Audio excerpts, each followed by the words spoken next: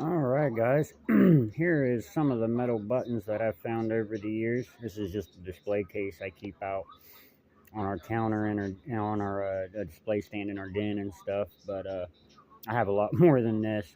Metal ones, plastic ones, bone ones, tortoiseshell ones, you name it. I've probably dug it up over the last 10 years. But anyways, here's some of my favorite ones I've found. Here's a cool one. This is one of the very first Carhartt buttons. Carhartt overalls they still make today. It's a train car and a heart. That's why it's called Carhartt. Here's a cool little French button from Paris. This is a brass cuff link. Old Civil War era 4-hole sewing button. Just a cool little plastic button there. This is a University of Virginia Tech button I've dug. It's a Civil War era button. This is a pajama button that has a train on it.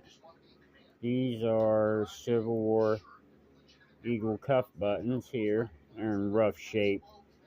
The acidic soil where I dug them at. They was in an old coal company town surrounded by pine trees. So you can just imagine what that soil was like. Yeah, no good coppers came up that day. But we got a few buttons. Here's a cool police era button, late 1800s, early 1900s. Another acidic Civil War Eagle button. This would have been a coat button. Here's that block eye infantry button.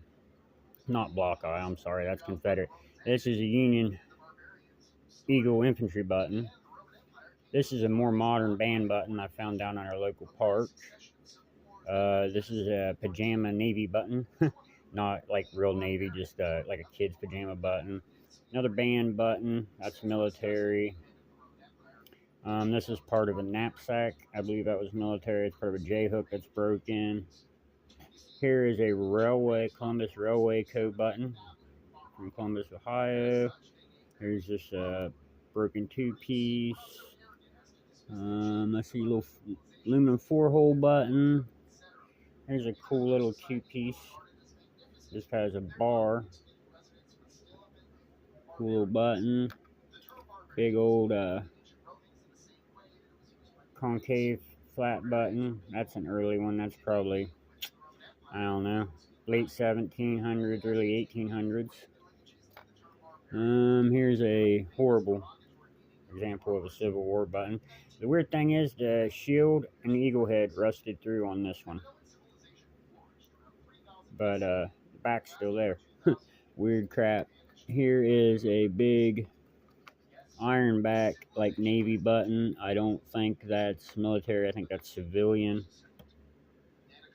And yeah, let me pause this and I'll go grab a couple more older colonial era buttons I've dug here in Ohio. Oh yeah, and you know you have a good metal detector. Oh, here's a cool little cuff link. It's got a green jewel in it. Brass with a green jewel. But when you're digging the shanks of buttons, right there's both shanks of buttons.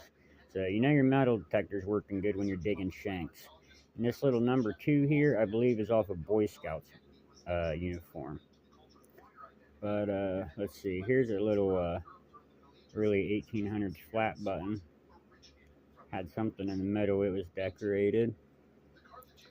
This is probably a 1900s like lead pewter flat button. Mid 1800s maybe. Let me pause this. I'll go grab them other buttons. Alright guys, we're back. These I keep in my colonial era display. But this is a nice little snowflake button. It's all tooled. Very cool. Nice little cuff button. And here's a nice triple gilt. This would have been gilded flat button, so it looked golden back in the day. It does say triple gilt on it, but it's very hard to see. Nice proud shank. Yeah, there's some of the older buttons I found here in Ohio. Hope you enjoyed the video, guys. We all love buttons. See you on the next video.